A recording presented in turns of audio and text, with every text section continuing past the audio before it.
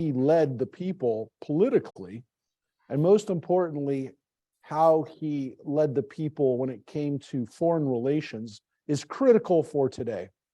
And we're going to see, though we already saw last week, he took over as king when he was just a child, just a lad. Mark, I have a question. Yes.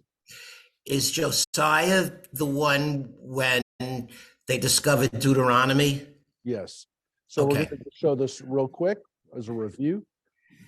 Thank you, Ronnie. So it says Josiah was 8 years old when he became king. He reigned 31 years in Jerusalem. Well, that right away, when we were first introduced to him last week, made us you just do a little math. It doesn't take long to realize he was 39 years old when he died, which is not good. His predecessors as kings were not good, but they definitely lasted for longer than he did.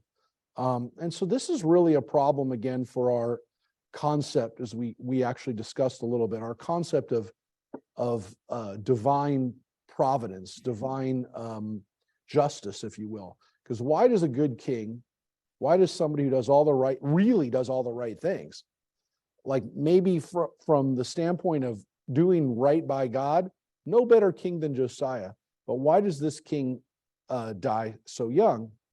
And so, we really do get this, it kind of fits with some of the traditional teachings about life and justice and, why do the good die young, which is one of the traditional Jewish answers is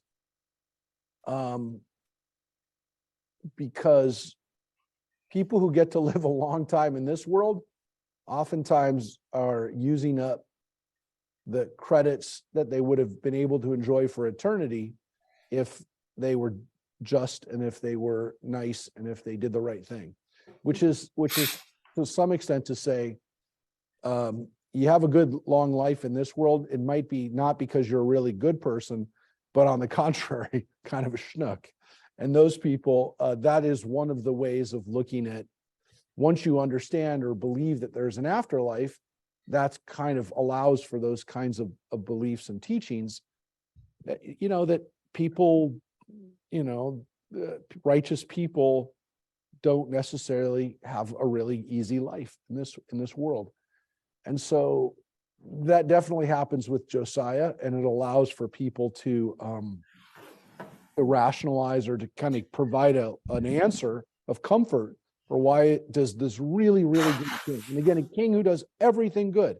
He doesn't seem like he has we don't really read about him, but he doesn't have the personal problems and weaknesses that his ancestor King David did, who was very passionate and devoted to God, but was not always good to other people.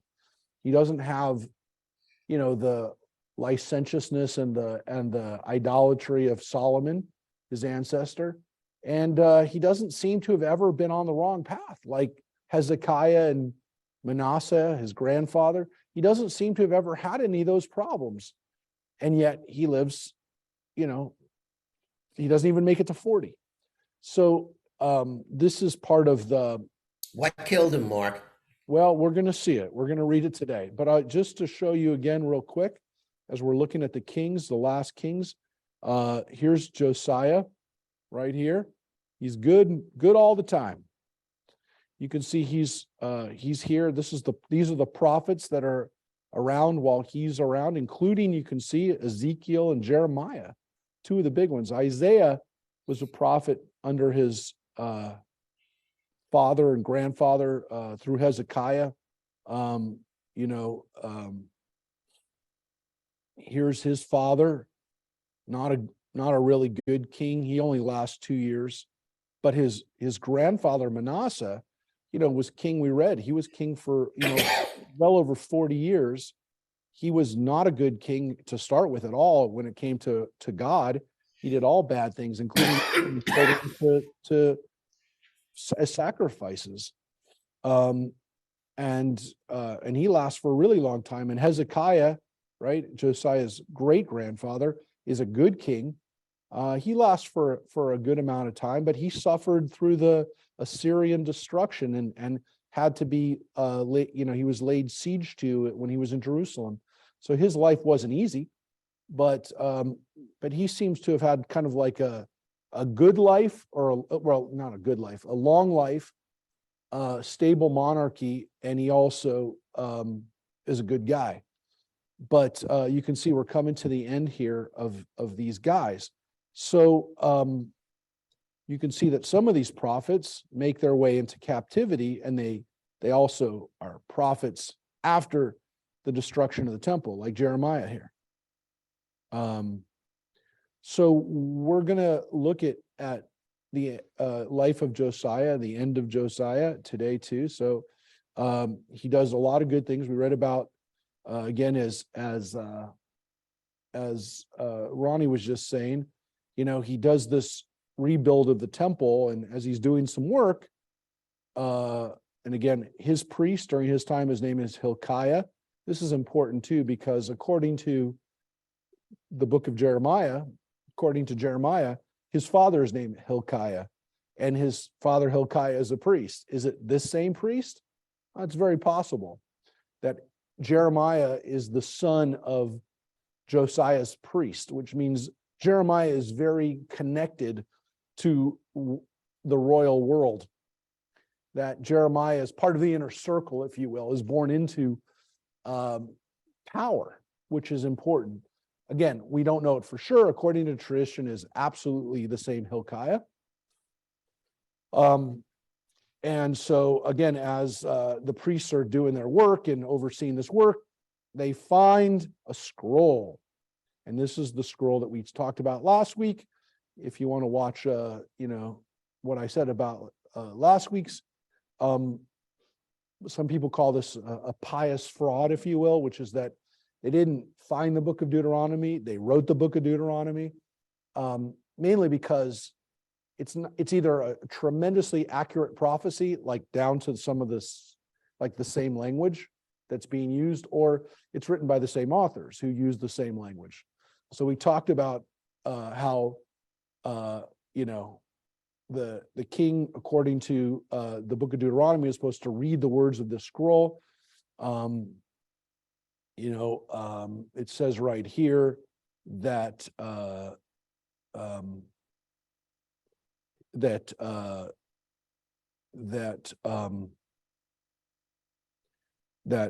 Josiah was a really good king who made the people re-enter into this covenant. He burned down all the altars, all the idols to other gods. He tore down the cubicles of the male prostitutes, which according to the Bible were in the temple itself. He made all the other priests that were offering in other parts of Judah, the kingdom of Judah, come to Jerusalem, which was like the most important thing to these guys too, which was that they weren't offering in other places besides Jerusalem. They weren't offering at shrines up in the north anymore. So everyone is now offering in Jerusalem. And, they did away with all the worshiping of all the gods. This is all stuff we read last week. He stopped the child sacrifice.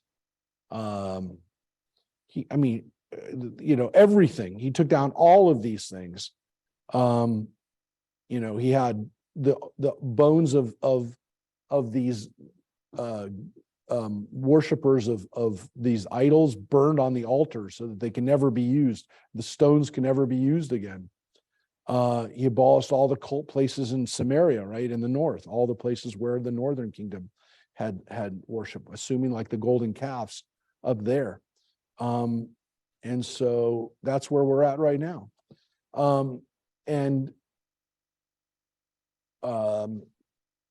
Again, we're not going to read the whole, go over the whole thing that we read last week, but yeah, the words of Deuteronomy are made down to the letter of the law, and again, they were either written during Josiah's time or they found it, and he made this happen. So I can only say that everything from at this point right now, everything that we're reading about Josiah it seems as though he's going to have a long and happy reign because he's doing exactly what God wants. We're going to read about now, turning over to Judith, we're going to read about what he does too, which seems puzzling, but is definitely important enough for it to be recounted here in the book of Kings. Here's what he says. Here's what happens. The king commanded all the people, offer the Passover sacrifice to the Lord your God as prescribed in this scroll of the covenant. Now the Passover sacrifice had not been offered in that manner in the days of the chieftains who ruled Israel, or during the days of the kings of Israel and the kings of Judah. Yeah. Now, there's a big question here, according to our commentators, going back to the Talmud, the ones that we have. What are they talking about here? The Passover sacrifice had not been offered in that manner, which means the Jewish people were not celebrating Passover either correctly or at all. So there's a question, there's a debate whether they didn't offer it or they didn't offer it right. They didn't offer it correctly. Whatever happens up until this point, the writers of this text feel that Josiah gets it right. He gets the Passover offering right. Now, what's important about this, of course, is that Passover connects us back to Moses. It connects us back to the Exodus. It connects us back to the story of our ancestors leaving Egypt. Now, that seems like a no-brainer. Obviously, that's a big deal. But was it a big deal to our ancestors? According to this, it's at least possible that it wasn't a big deal to people until the time of Josiah. And this is significant because this isn't just a holiday. This is part of the theology. This is part of the concept of who these people are.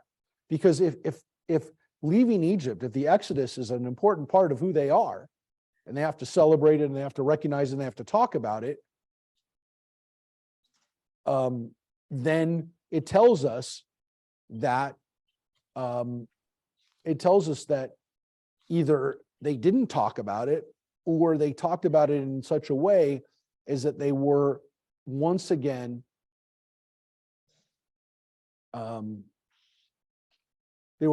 focusing on it for a reason. Now, the obvious reason is that here's a narrative that binds us all together. The leaving of Egypt, the Exodus from Egypt, the experience of slavery teaches us to value freedom. It teaches us that we suffered and that we don't let other people suffer because we suffered. I mean, there's so many lessons that we learn from Passover. We still do, right? We talk about them every year.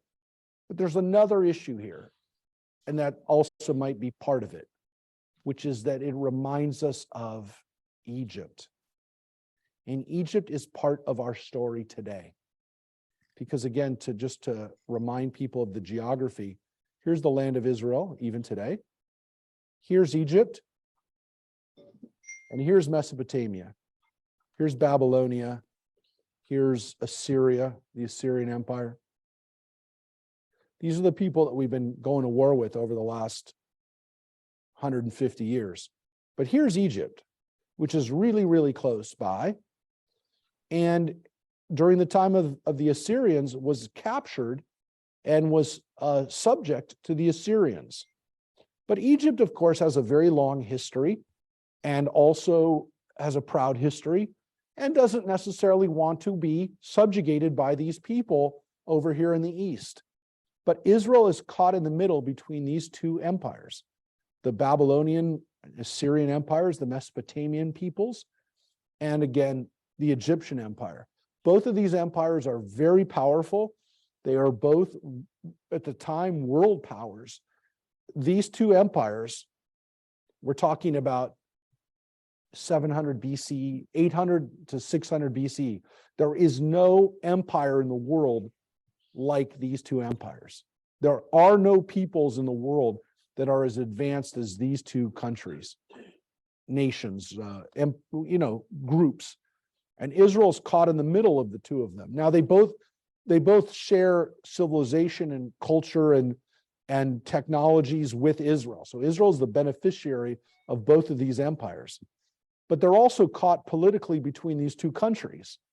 And so a lot of what was going on here, and we see it in the book of Kings, is the politics of being caught between these two empires.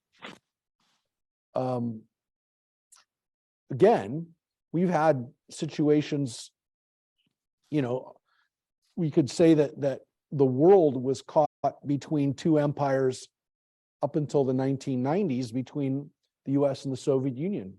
There was a bipolar configuration where the world essentially had to choose sides. No matter where you were in the world, you had to choose sides, which meant people in Southeast Asia, suffered during a war that was fought between, to some extent, a proxy army, and I was just talking with some Korean War veterans who are now really getting up there too, who fought in a war because, again, there was a situation that, again, we couldn't let the domino effect happen. We know what it's like to be caught. Even now, again, in our world, any place in the world could be like that. But when you're literally lying between two countries, and again, geographically, Israel's even a little closer to Egypt than it is to Mesopotamia. But the Mesopotamian, civilization and culture and power was really strong, even in as we saw in Syria and in Lebanon. And Egypt was weaker militarily, but it was closer, and it was also still nothing to be trifled with. So this is the world that Josiah was living in. He had to kind of pick sides. And as we saw, it seems as though Josiah and his family were picking sides of the Babylonians. They were picking the stronger side. They were picking the side that they, to some extent, were maybe more scared of. Maybe they felt a greater cultural affinity to. Remember? Because our ancestor Abraham came from Mesopotamia, according to the Bible. We didn't come from Egypt. According to the Torah in Genesis, we came from the east. We came from over here. We came from Ur of the Chaldeans. So maybe we felt a cultural affinity with them. We spoke similar language. We didn't speak Egyptian language. I mean, it's not exactly the same as Babylonian and Assyrian, but the languages are Semitic languages. Hebrew and Aramaic, and those languages are similar. But what did Egypt speak at that point? What? What did Egypt speak at that point? Well, Egypt was speaking Egyptian. They had their Which is related to. Well, it's a different language. It's a language that is the language of this area of, the linguists would call it, at the time, they called it a Hamitic language from the descendants of Ham, like we were descendants of Shem. But this language, the languages were spoken, the dialects were spoken in Egypt and further south in Sudan and in all the way down to Ethiopia. But these were languages which were spoken in that part of the world, which are different. They're different languages. They have different cognates. They have different words for things. And again, they're different than the languages that we're going to encounter up here in Europe. But remember, at this time, and this is one of the important things I'm saying, the 8th, 7th centuries BC, these countries over here, Greece, further out here, Rome, Asia Minor, these are not empires right now. These are nothing. These countries are emerging out of literally farming and basic, I don't want to say almost Cro-Magnon people, but they're not much different than the Europeans that are walking around and building Stonehenge and kind of not having a language or a civilization that we can figure out. I'm not saying they didn't have a civilization, but based on the archaeology, they were not living like these people over here, who are literally, the difference would be today, somebody living in the Amazon rainforest and living in Manhattan skyscraper. That was the difference in I don't want to say civilization, but the difference in technology between what people were living like here and in here. And so Israel was caught in the middle, but also, again, was fairly close in development to those countries as well, to those empires. So Josiah is caught between them. And when we're talking about Passover here, maybe there was a political agenda here too, which definitely seems to be part of Josiah and his inner circle, including Jeremiah, which is Egypt is a no-no. This informs their thinking, I believe, to a great extent. It's not just religion. There's also politics here too, as there always is. So Josiah has a sacrifice. Let's see what happens. He's 18th year of reign, so he's in his late 20s. He's still a kid. But he's doing some really great things here. If all these reforms happen when he's like 22, 23, this is a guy who's using his energy to get rid of this stuff. So here's what he does for Passover. It says, only in the 18th year of King Josiah was such a Passover sacrifice offered in that manner to the Lord in Jerusalem. Yeah, so he did some really good stuff when it came to religion and to celebrating Pesach. And remember, Passover is really important in the book of Deuteronomy. I just want to show you one little clue here so you can see why it's so important. Let me just bring this up real quick. I think some people are pretty familiar with this passage from Deuteronomy. We looked at the laws of the kings where it talks about, but again, idolatry, which is a big problem throughout the Bible, but in Deuteronomy, it's really obviously talked about quite a bit. So I just want to show you this one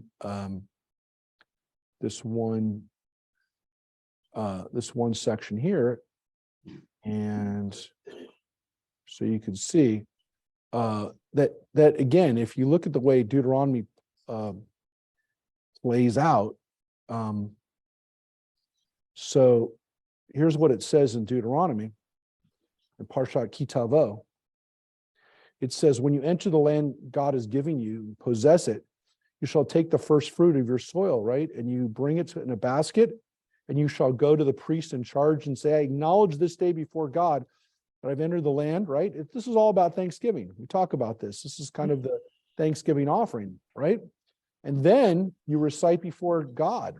My father was a fugitive Aramean. He went down to Egypt with meager numbers and sojourned there, and he became a great and populous nation. The Egyptians dealt harshly with us, and they oppressed us, and they opposed heavy labor on us. Now, you and I know this is, again, recounting the Passover story. And we read this every year at Passover. This is the Passover Magid section. This is the commentary is on this section. You're supposed to read this section every year at Passover. And I know some of you skip over this part. This is the part that you go, oh my gosh, this goes on for pages and pages.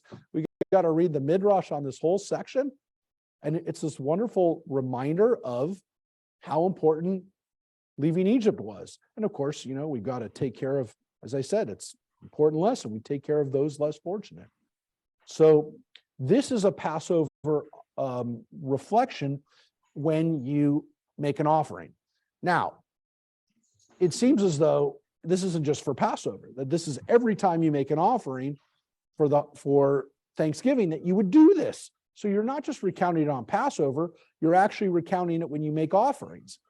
And so this section from Kitavo, read it at Passover, we think about it, but think about what it's doing. It's number one, telling us that we were in Egypt, a place of oppression and misery. Don't go back to Egypt. And of course, that your father was a fugitive Aramean, which also tells us, at least here, doesn't say we're from Babylonia, but it says we're from Aram, which is part of that, Syrian Babylonian mix. So it's interesting that it both condemns the Egyptians and it also reminds us of our Aramean ancestry, lest we think we're kind of Egyptian or Canaanite or whatever we are. No. You're from up there. You're from up north. And so you're not from the south, you're from up north. So there's, I think, also a political, little bit of political reminding and let's say propaganda, but it's pretty important. So let's look what Josiah does and what happens to Josiah. Josiah also did away with the necromancers and the mediums, the idols and the fetishes, all the detestable things that were to be seen in the land of Judah and Jerusalem. Thus he fulfilled the terms of the teaching recorded in this scroll that the priest Hilkiah had found in the house of the Lord. There was no king like him before, who turned back to the Lord with all his heart and soul and might, in full accord with the teaching of Moses, nor did any like him arise after him. Yeah, and I noticed, Mike, you just made a noise. What did you make a noise for?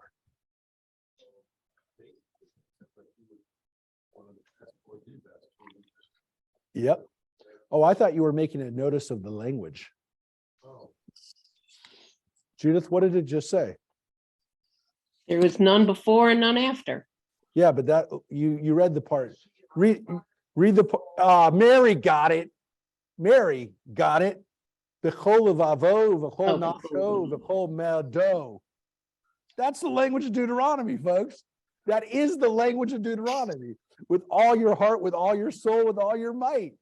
So, okay, maybe maybe these people didn't write the Deuteronomy, but that's really, really suspicious that the same words that we see throughout the book of Deuteronomy, because it's not just the Be'ach that it says, B'chol nafshecha, b'chol levav. It doesn't, that's not the only place.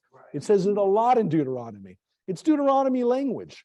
And so they just gave us a little Deuteronomy language. Now, again, it's either an intense coincidence, it's a tip of the hat to the writers of Deuteronomy, or it's written by the same people. And so it's just a little too close for us not to say something. So it also reminds us that this is the Torah Moshe, the Torah of Moses, which they translate as the teaching of Moses. That's fine, however you want to translate the Torah. What does the King James say, Mary? The law of Moses. The Torah, it's the Torah of Moshe. So is this the book of Deuteronomy or is it the whole Torah? I don't know. But the fact is that there is an idea that there is a teaching, that there is a Torah here, and that he's following the Torah. So he's not just doing what he wants to do. He's not just doing the right thing. He's following the law. And this is really important because this implies, I mean, flat out, that there's a law, that people can actually turn to a book and say, this is what the law is. And I will tell you this, we really haven't seen it in these languages, and this kind of specificity, or this kind of idea that we're actually going to refer to something as the Torah of Moses. Now, again, we now talk about the 5 books of Moses as the entire book of Moses, but was it this book of Deuteronomy that he had in this scroll? And again, it says right here, he fulfilled the terms of the teaching recorded in the scroll that the priest found. So again, it uses the word Torah there. And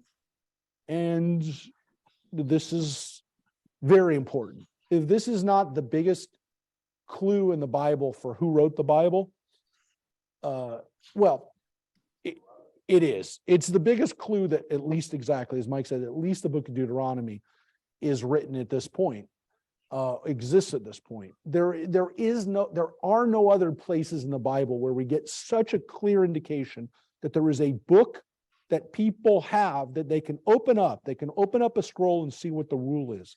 And it's here, right here. Was it written then? Was it found there? I don't know. But it is sitting in front of a guy right now. And I believe somebody recounted this. Like this, for sure. This is the first time that we've had a understanding that there's a rule, that it's being followed, and it's being followed by the king. So, and it also, of course, says, nor did any like him arise after him. Well, that's pretty easy because there's only going to be a couple more kings. But there is this understanding that Josiah was unique. Now we're going to,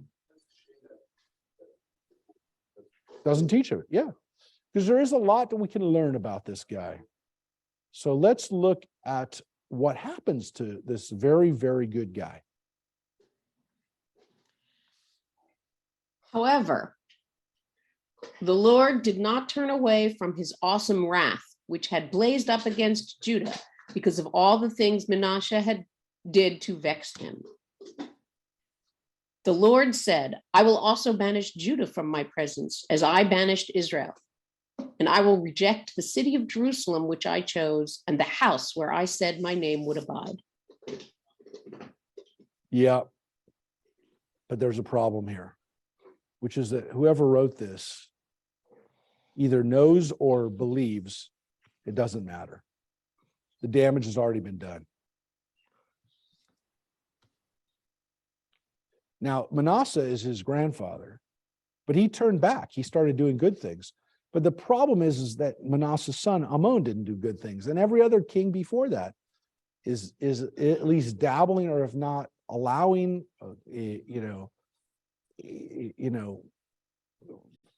either enabling or building idolatry there. And so God's already made up his mind.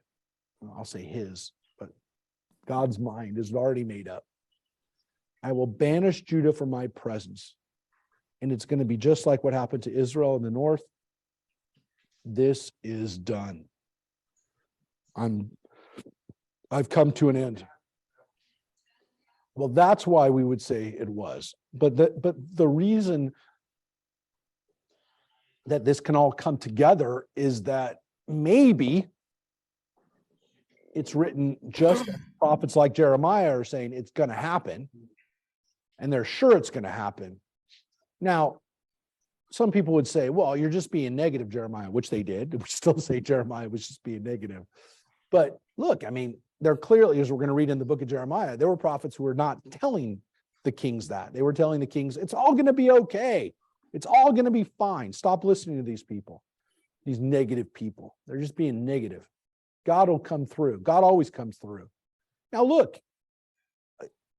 I do believe that Jeremiah prophesied that that would be bad.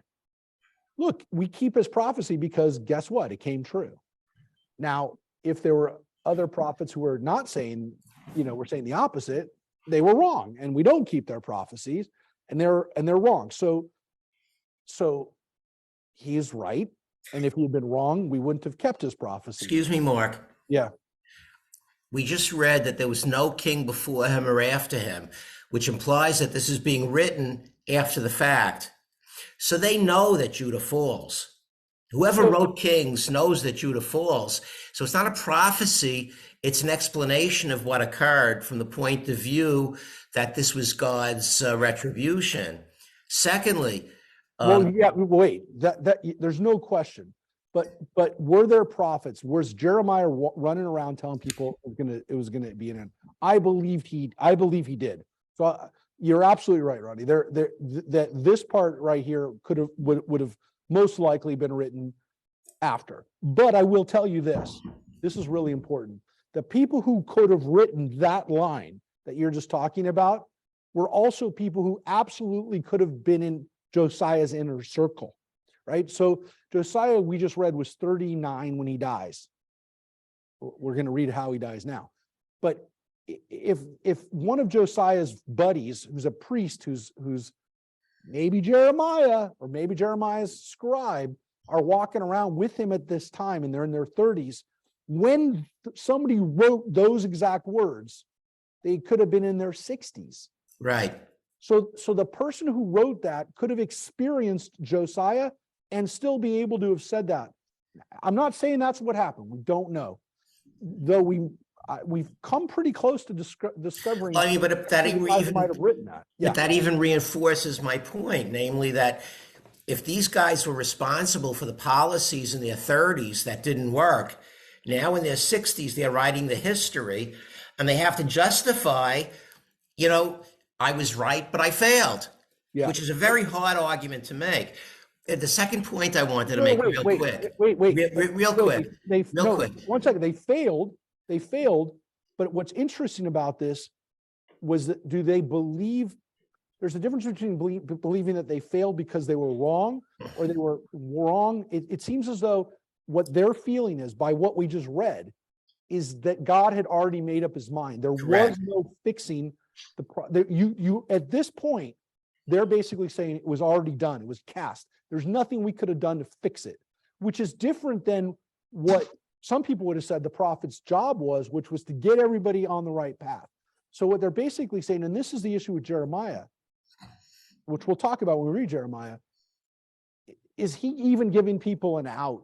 And that's where I'm saying, if these people were already doomed, like what you're saying is, it makes sense from the standpoint of we're going to rationalize and justify or explain why we did what we did.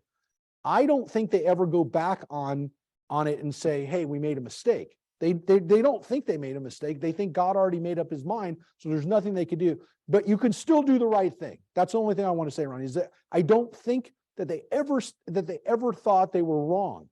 They're not going back and saying, well, this is why we did what we did.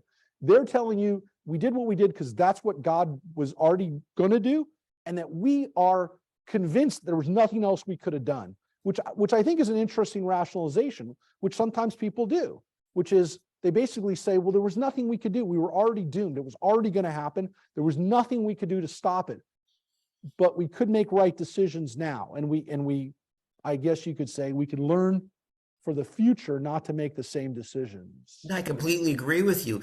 The other issue in the background of all this is the fact that Deuteronomy, and Josiah specifically, is enhancing the power of the priests and the centrality of the cult around the temple.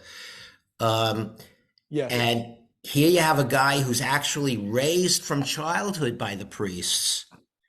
So this, I mean, this is a political party basically as well.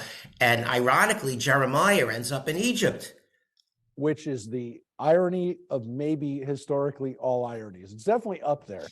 But yes, you're absolutely right. You're not giving away the end of the story, but yes, Jeremiah is dragged down to Egypt for the rest of his life. We think so.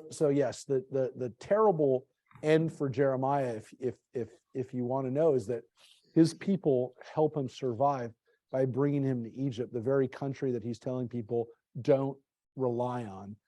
They're not going to save you, and they can't save you. So I think this is really a case of these guys being right, but they're not going to say that they could have done anything else. Let's read what happens. And I will tell you this, there's a lot missing from what we're about to read right now. We'll never know. And even in the book of Chronicles, we don't really get the full story here. There is and again, I'm not saying it was obfuscation, because in reality, there's a lot of stories we don't get in the Bible. There's a lot of important stories that we don't know what really happened. Yeah, they'll say it's in the other book, or it's not. They don't even say that. We know something big happened.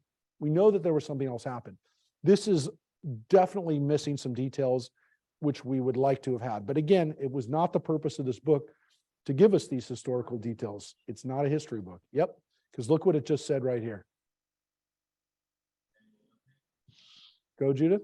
The other events, yeah. Did I miss a line?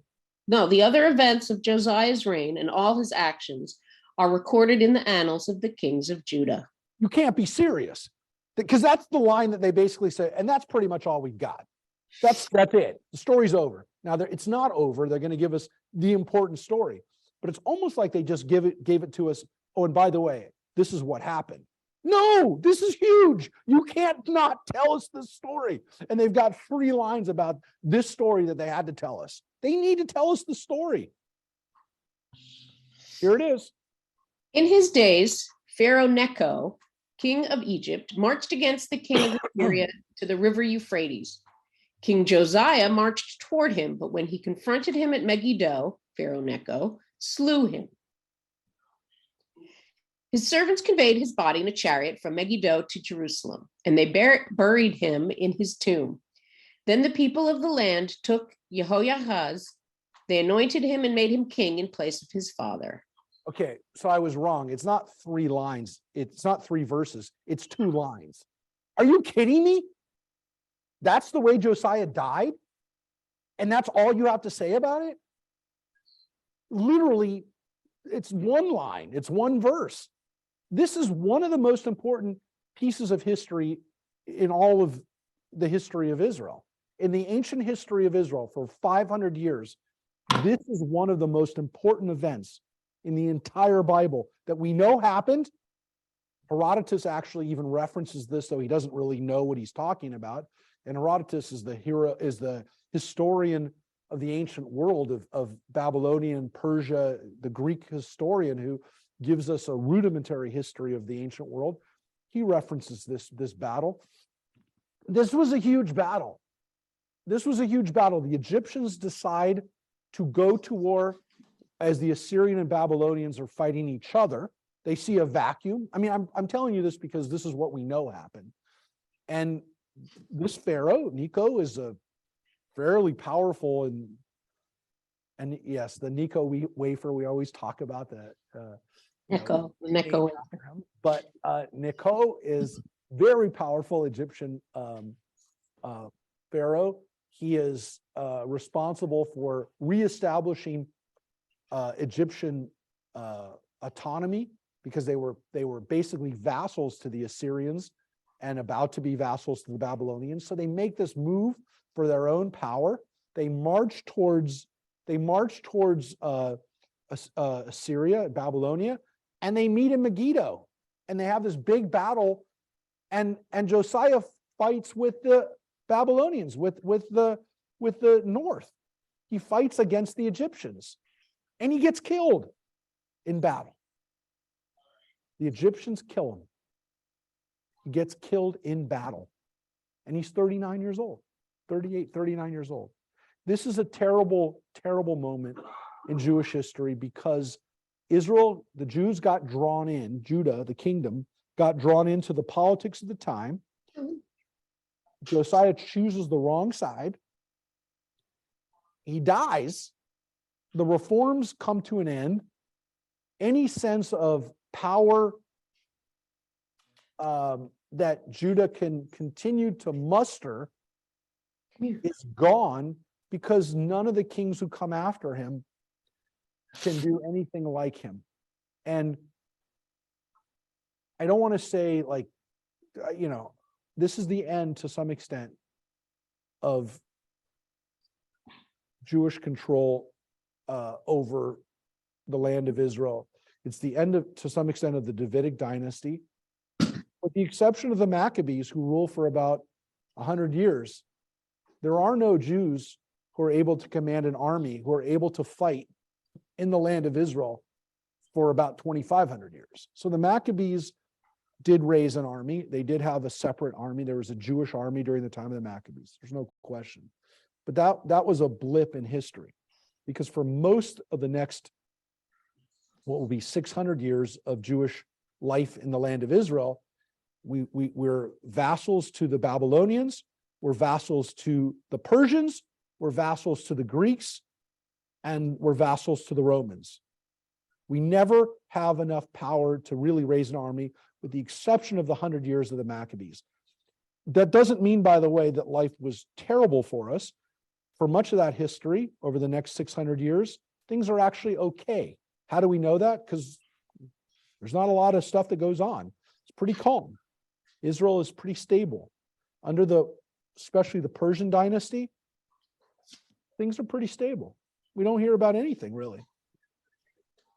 British take over in 1918. So we have many, many years of other people controlling the land, but there is no Jewish army, with the exception of the Maccabees, which is about 150 BC to about 50 BC.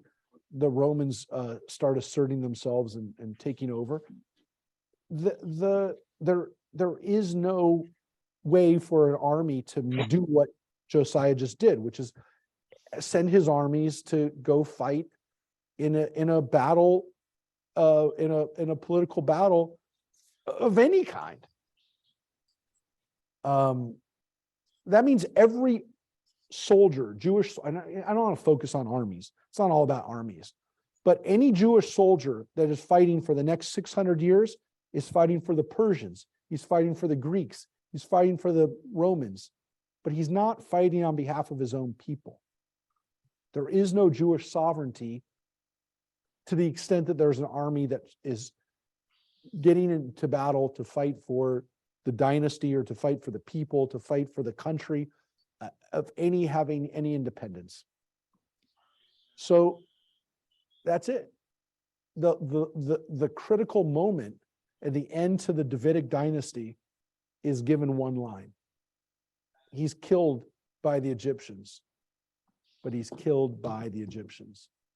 And understand that the Egyptians here are not only responsible for Josiah dying, but they were not worth it, which is the most important point of the rest of the book of Kings, and to some extent in the prophets themselves. Egypt is not worth it. They're not powerful enough. They're not good enough. They're not reliable enough.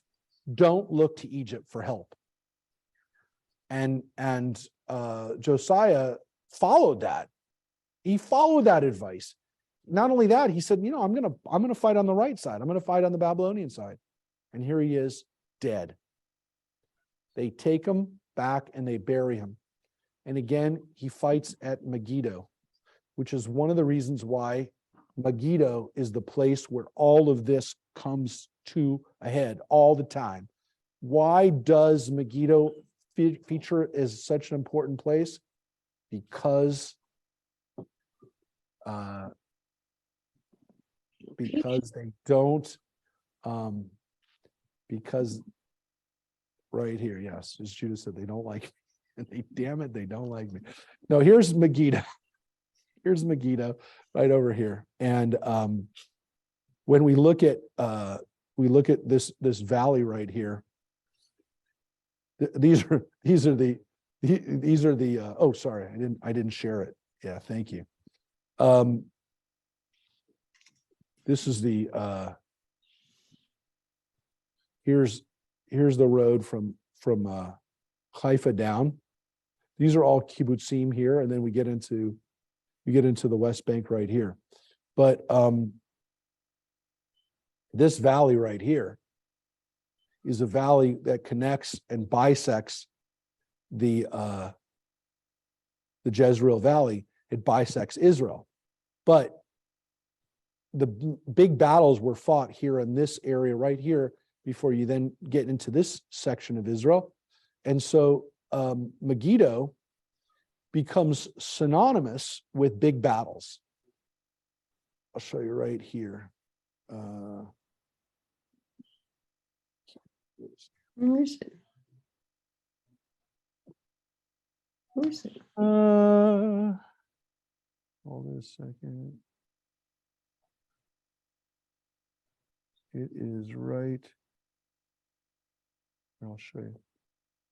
The source is based on Megiddo. Correct. There it is. So here's it's really small now. You see there's so here's the Jezreel Valley. It's right at the cross. And then Israel, not Israel, but Israel. And there's Megiddo. You can see there's the national park. And then there's a cemetery here. There's also a prison here. To Megiddo. So folks, Do you ever take trips? Do you ever take the trips to Megiddo? We did. Our first trips, we would take people to Megiddo all the time, and they were pretty bored. Now, I will tell you, look right here. This is the border of the West Bank. This little border right here, this wall. Yeah. Well, it's look. I mean, look how close that is to. That's the Mediterranean. So you're talking about, 10, 15 miles from here. But so these are kibbutzim here. These are all kibbutzim. That's the Air Force Base. But right here is Palestinian, is West Bank. But even over here, you get some, this is all Palestinian. This whole area right here is Israeli Arab. They don't call it Al Fam. These are all Israeli Arab places. So you'd ask, what's the difference between Al Taiba or some of these places here and here, there's no difference. There's a border, but if you like walked around here, you're in Israel. But if you walk around here, you're in Palestinian territory. So there has been some talk that if Israel ever created a Palestinian territory, that some of these areas here would also be part with land swaps, so that the border wouldn't necessarily be here, but it would be here. You have a freeway right here that goes kind of like right along the line of where that kind of border would be. But yes, these are all Israeli Arab cities, even though they're right across the border from Palestinian territories. But folks, this area right here, when we're in Megiddo, again, you can see it's about 2 miles from the line, but Megiddo is the inspiration for the source. And it's also, folks, Armageddon. All right, Megiddo. Where the final battle will take place at Har Megiddo, which is corrupted into Greek as Armageddon. Armageddon.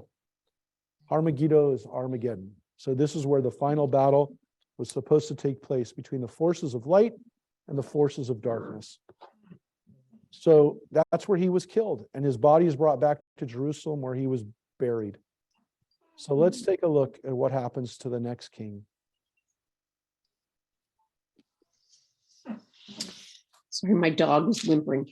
Jehoiachaz was 23 years old when he became king, and he reigned 3 months in Jerusalem. His mother's name was Hamutal, daughter of Jeremiah of Livna. That's not the same Jeremiah. Yeah.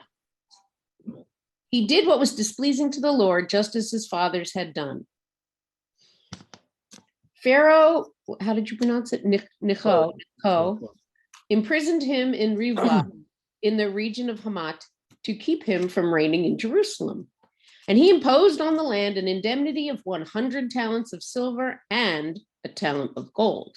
Yeah, the silver, that's a lot of silver. That's a couple tons of silver, but it's not a lot of gold, which tells you that they maybe didn't have it. But as you can see, the Egyptians are the ones calling the shots. Bless you. And so the Egyptians took Jehoiachaz and they took him captive. So that means, and that Hamat is in the north. That's actually in Syria today. So it shows you that the Egyptians had controlled that area. They took him away. They didn't like what he was doing. The Bible also doesn't like him. Doesn't really say why. It doesn't say he's worshiping other gods, but he's just not good. And it doesn't say a lot about him. It doesn't say what he did that was bad, but he's not good and he doesn't reign a very long time. Because look what happens. Then Pharaoh Neco appointed Eliakim, son of Josiah, king in place of his father Josiah, changing his name to Jehoiakim. He took Jehoiachaz and brought him to Egypt, where he died. Jehoiakim gave Pharaoh the silver and the gold, and he made an assessment on the land to pay the money demanded by Pharaoh. He exacted from the people of the land the silver and gold to be paid, Pharaoh Neco, according to each man's assessment. Yeah, so Pharaoh makes his own king. He takes a different son of Josiah, Eliakim, and he makes him king. He changes his name. And he brings Jehoiachaz down to Egypt and doesn't let him even get out of Egypt.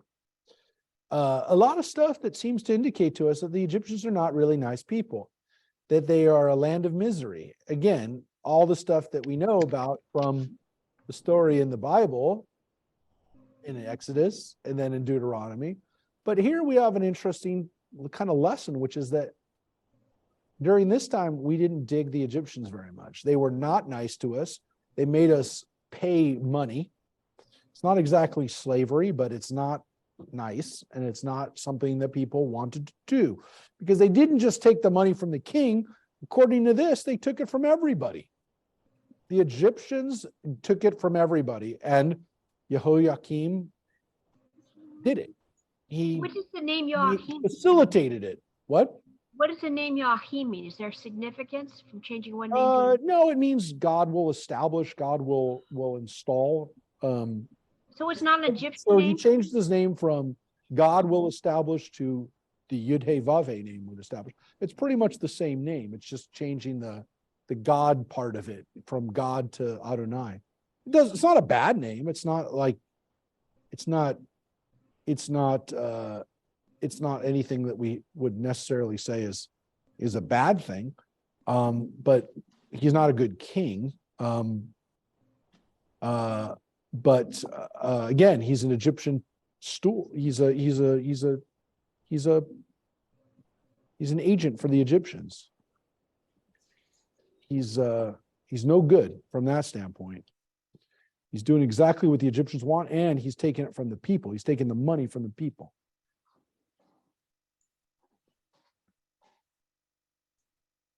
Jehoiakim was 25 years old when he became king, and he reigned 11 years in Jerusalem. His mother's name was Zivudah, daughter of Pediah of Rumah. Yeah. So we can see that we had two kings here. We had Jehoahaz, whose mother's name was Hamutal, and we have Jehoiakim, whose mother's name was Zebudah. Which means that Josiah It's sort had of interesting two that all of a wives. sudden we're mentioning the mothers' names. Well, we have been. We've been getting the mother's names throughout the kingship. That's one thing that the Bible does do, is it gives us the names of the moms, which is important because it also tells us, as Ronnie just said, is he had more than one wife, which is something the kings were gonna do. I wouldn't say it's a good thing. The Bible seems to say that multiplying wives is not a good thing. It's one of the things that it says that they're going to kind of warns the people that that's what's going to happen. But the fact is that these two kings are half brothers.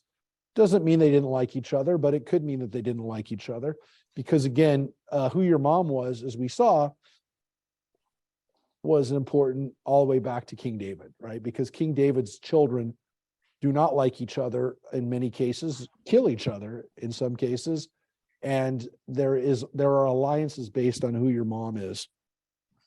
So it is part of the problem that when dynasties are in effect, essentially, that sometimes siblings don't get along. Heck, if they have the same mom, they don't get along. Is anyone watching the news? Because it seems to be the biggest story in the news right now. But man, it's. I mean, we just read this. My wife is on Team Harry, and the rest of her family is definitely not on Team Harry. So she, it's just indicative of her gone American. But yeah, brothers sometimes don't get along, and it doesn't even just have to do with being a king. Sometimes I mean, we just read the story of Joseph and his brothers. Yeah. I mean, it goes all the way back to Jacob. It goes all the way back to Cain and Abel. The first brothers don't get along. So yes, brothers have the potential. But Cain and Abel had the same mother. Joseph's story has to do with brothers. That's true. That's true. If having different moms, but you don't, as I was saying, you don't even have to have a different mom. Some people say they have different dads, but I'm not going to go there. But anyways, if you have different moms, yes, it oftentimes exacerbates the problem that people feel an alliance with their mom, with the siblings of a mom. I will tell you that in the family dynamics, that is oftentimes the case, especially now today, because usually people are not having kids with multiple women at a time. Unless you're Nick Cannon, it's not happening a lot, but it does happen. But oftentimes it's also a generational thing. I can say from my own experience that I have half brothers who are considerably younger than me and who have much different life experiences than I do. But and we haven't had rivalries between the children of one mother versus the children of another, but we get along very well. But your family's weird that way. one could see it happening though. one could see We all get along way too one, well. one could see it happening. Though I could also see that sometimes brothers ally with a brother from another mother. But so we could say a brother from another mother. But I will say that we do have a dynamic here where when you have kings that are roughly the same age, then there's really a question of who really deserves it. If you're if your mother has a different level in the court, or again, did people have to find a way to make themselves be seen?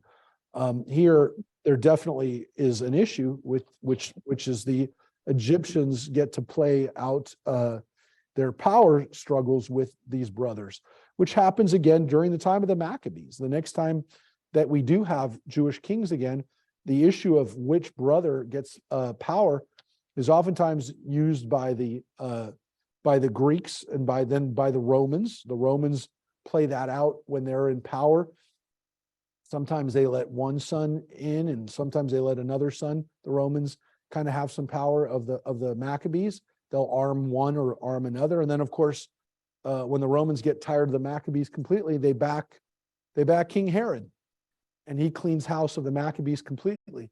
So yeah, this is part of what happens. And again, it was the way that kings and dynasties and empires ruled, by using dysfunction and rivalries of their vassal countries. I was just watching it just shows you the kind of stuff that I watch. I was watching there was a docu, it's one of those mix between live action and documentary talk on Discovery Channel about the Ottoman Empire. And the first season was about the siege of Istanbul or Constantinople before it was Istanbul. And then there was another one. The follow-up one I'm watching now is King Mehmed versus Vlad the Impaler. It was about Romanian history and the Turkish Empire, the Ottomans using different sons against each other in Wallachia, or what would eventually be Romania. It's bloody history, and it's oftentimes, again, it's sad that family dynamics get played out on a political level, but it does happen, and it definitely seems to have happened just now. Again, we don't know a lot about it. It says Jehoiakim was 25 when he was king, and it said right here that Jehoahaz was 23 years old when he became king. It means that these two guys are roughly the exact same age. They just have different moms. Yep. So because Jehoiakim was king for 3 months. So according to this, you can kind of look at it depending on how long it took for him to make him king. Jehoiakim might have even been older than his brother Jehoahaz. But Jehoahaz was made king when his father died by the people, right? So the people of the land took Jehoahaz, which, by the way, I do want to point out, it says the Am Haaretz. I will point out that when we see that phrase, that also is indicative of something, which is that maybe it was the common man, the populace. He was the popular president, the popular king, not necessarily the one that was appointed by the inner circle.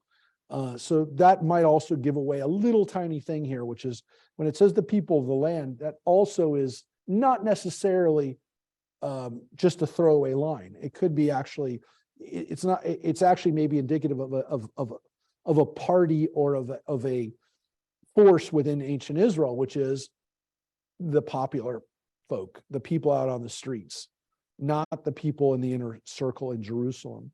So Jehoahaz might have been the popular choice, and maybe one of the things that made him a popular choice was he didn't dig the Egyptians. Maybe he said the kinds of things that the Egyptians didn't like, which is why they arrested him and took him away. Meanwhile, some of the people, maybe Jehoahaz and his people and the common people, are going, let's get Egypt off our backs. Let's get them off our backs. which is something that we say every year at Passover too. Isn't that a coincidence? Maybe not. So let's read chapter 24, because we're almost done. And that's why I said we're going to be very close to being done today, because here we go with that people, those people, where are they? Come out, Babylonians. And here they are. In his days, King Nebuchadnezzar of Babylon came up, and Jehoiakim became his vassal for 3 years. Then he turned and rebelled against him. The Lord let loose against him the raiding bands of the Chaldeans, Arameans, Moabites, and Ammonites.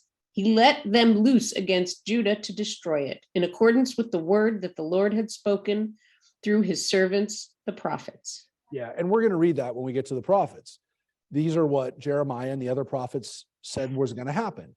You're going to get raided by not just the country, the empire, but other peoples are going to take advantage of your weakness and attack you as well, including these people like the Moabites and Ammonites, people that we've oftentimes kept under our control. Now the Babylonians are going to use them against us. So, look, why did Jehoiakim turn on the Babylonians? Well, we know why. It's not a coincidence. It wasn't a change of heart. He's been installed there by the Egyptians. He's the Egyptian pawn. The Egyptians wanted him in power because he liked them. That was their guy. And so King Nebuchadnezzar is not happy with this guy because he is an Egyptian. He's reigning there for the Egyptians. He's an Egyptian vassal. So he's on the wrong side as far as the Babylonians are concerned. So what we're seeing here, folks, is a political situation, which, again, if you understand the two sides, the Babylonians on one side, the Egyptians on the other, this is where we're caught in the middle of. It is an untenable situation. However you want to look at it, it's a bad situation. Here's what happens. All this befell Judah at the command of the Lord, who banished them from his presence because of all the sins that Manasseh had committed, and also because of the blood of the innocent that he shed. For he filled Jerusalem with the blood of the innocent, and the Lord would not forgive. Yeah, so it goes back to that King Manasseh, who did a lot of bad things. He eventually did the right thing, but he did some bad things too. What? Wasn't he one of the guys that sacrificed children? Oh, yeah. And Yeah. he also killed innocent people, which is what it tells us right here. He made it, he was a killer. So even though he changed his ways, and the Bible tells us he changed his ways and bought some time, it seems as though the damage was already done. And again, to pick out Manasseh by himself, I think is a little unfair, because he's not the only one of the kings who did really bad things. There were other kings who did. But killing innocent people is pretty bad. And they said that. The blood of the innocent, the Dam Hanaki, the innocent people. So what can you say? There's nothing they can do because the die has already been cast.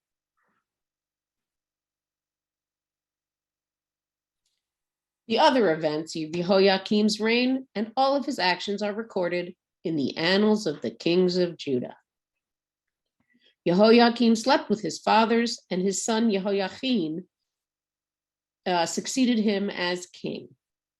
Now, that means we know virtually nothing about this guy.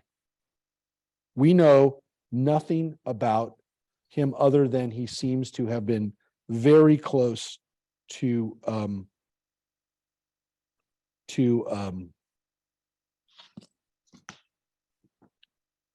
the Egyptians. Does anybody have any other questions about this, what just happened?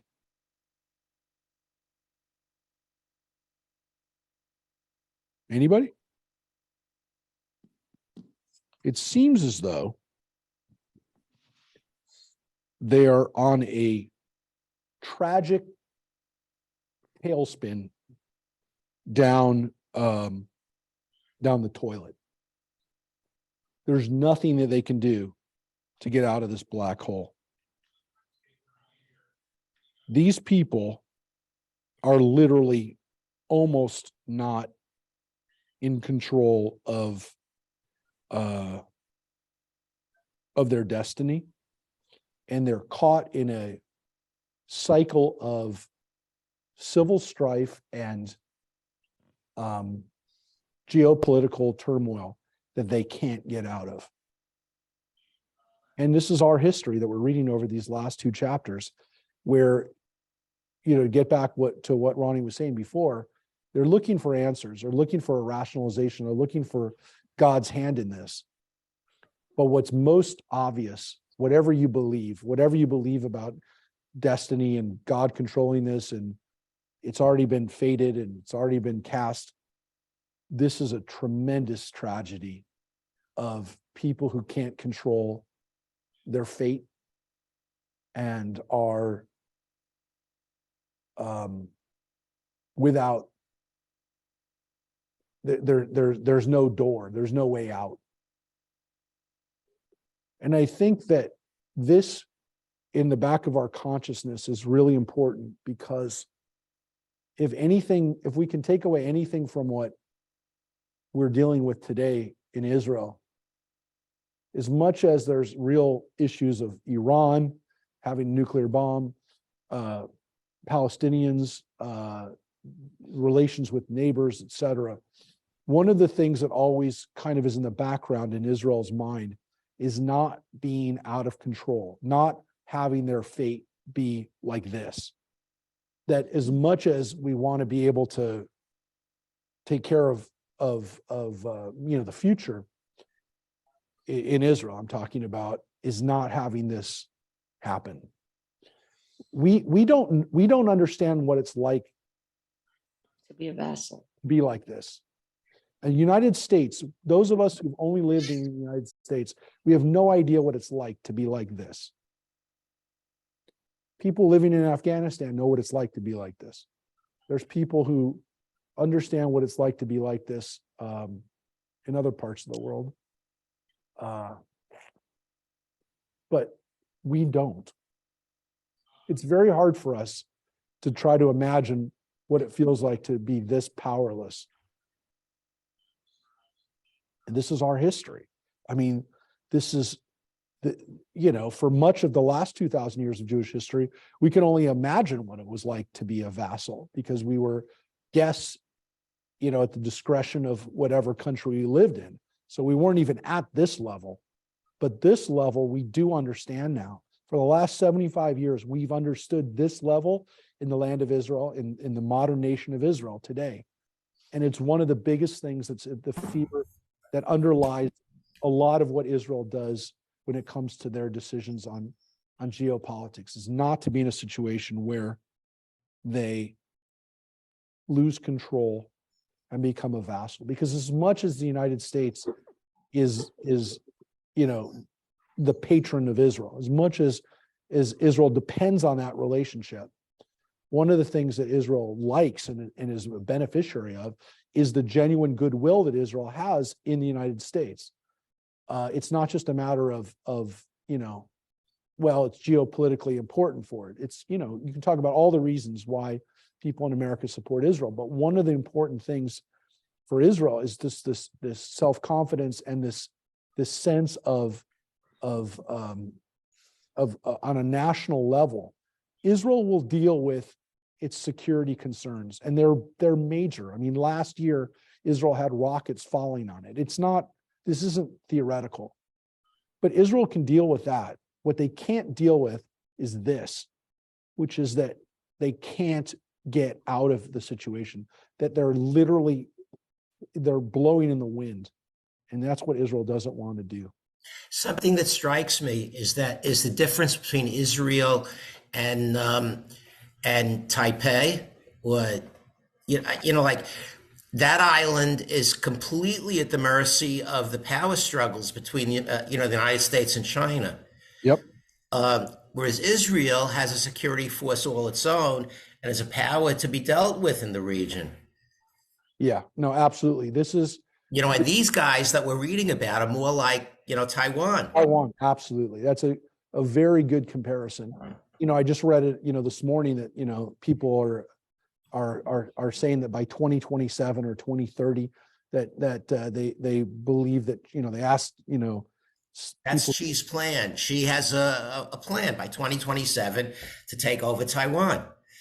and people, when you hear that, we hear it, it upsets us. It goes against our sense of justice, et cetera. But if you live in Taiwan, can you imagine? We don't think about Taiwan a lot. Most of us don't. But when we think about what it must be like, yeah, you read it here and you feel like, oh my gosh, how do you live in a country where you're caught in the midst of this? And you have to wonder, yeah, who's going to be the president? Biden said he's going to stand behind Taiwan. That was a big deal, by the way. A lot of people thought it was not good for him to say that. He said it, he thought it, and Biden says what he thinks, right? It's just a thought. People in his own administration were mad that he said that. I'm glad he said it. But it's terrible that people in Taiwan have to rely on whoever happens to be president at the moment that China decides that they're gonna cross over and start attacking them. I would be a terrible thing to live with. And again, it's I'm not saying Taiwan's a perfect country, but they've made a lot of strides towards becoming a democratic country over the last 30 years. And it's terrible. It's a terrible thing to deal with. And again, it's a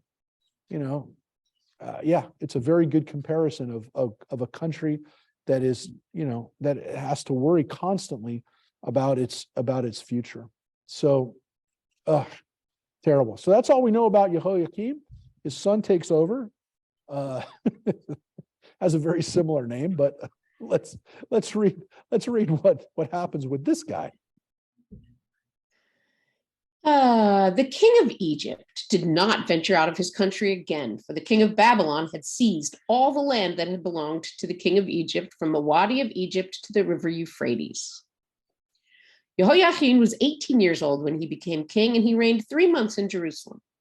His mother's name was Nehushta, daughter of Elnatan of Jerusalem. Yep. So there's his mom. Nehushta means bronze, or copper. Also means snake, but I'm sure it's not the snake meaning.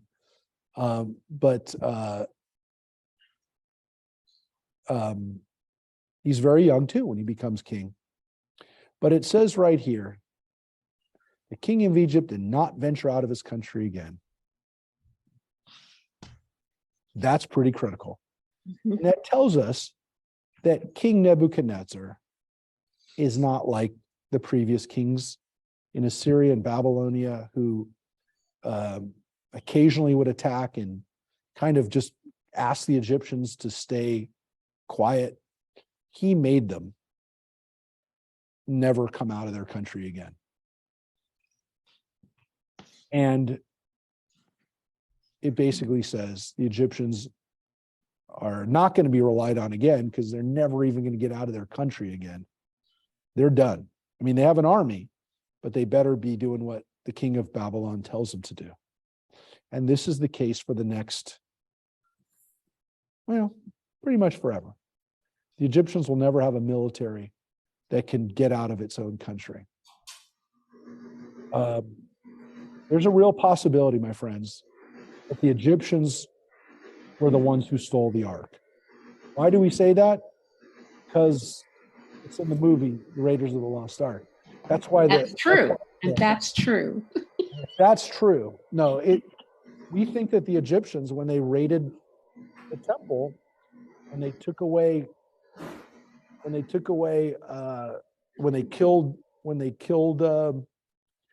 killed good King Josiah, and when they made Jehoiakim the king, that they took stuff out of the ark, out of the temple, including the ark. It's a possibility. Don't know. But this guy is not a good king either. Not a good king. Yep.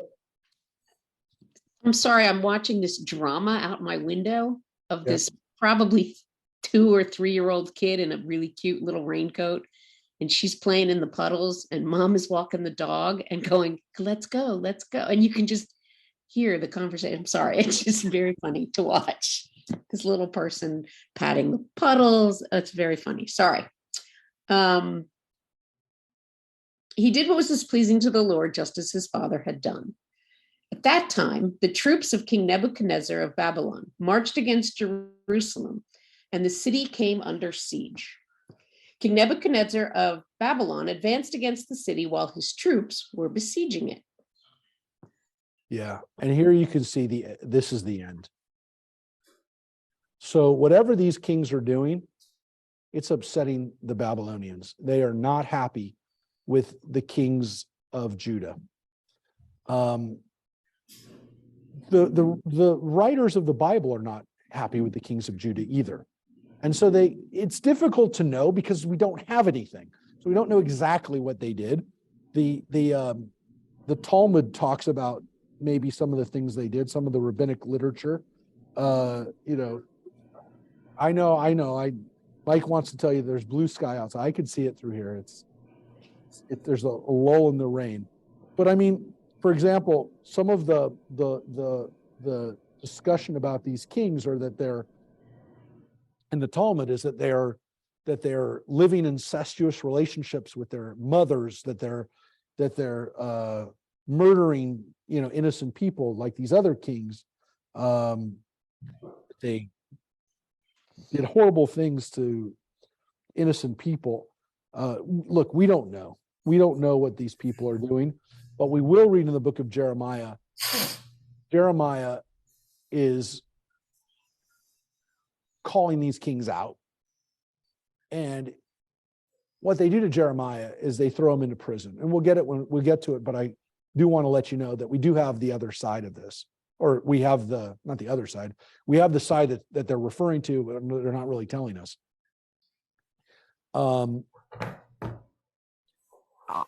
In my opinion, and again, even according to what Jeremiah tells us about these guys, they are under intent. I don't want to rationalize it, but they don't know what to do. They are literally, the people are like driving them crazy, the kings. The priests are driving them crazy. They don't really know what to do, and they really don't have anywhere to turn. And so they kind of turn on themselves, which is what happens when people are under pressure and where they don't really have anywhere they can vent their frustrations. They turn on themselves. And so King Nebuchadnezzar, according to this,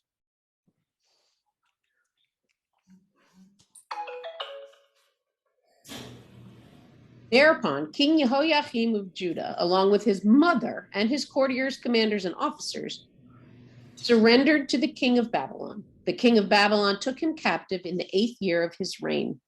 Yeah, and again, we don't know anything about this. I mean, there's nothing here. But there's enough here that people are like, maybe this guy's a little too close to his mom. I'm only telling you. It doesn't mention his wife. It mentions his mother. So the mom is mentioned, the wife isn't mentioned, but a lot of the wives aren't mentioned. In all fairness, we don't really read about the wives until they have a kid. A lot of mothers aren't mentioned either. Correct. So this seems a little too close. We don't know. I'm just saying it's why we have the midrash on this. This is a guy who is a little creepy, a little Norman Bates-like. Whatever he is, he's not a good guy. We know that. But here's what happens.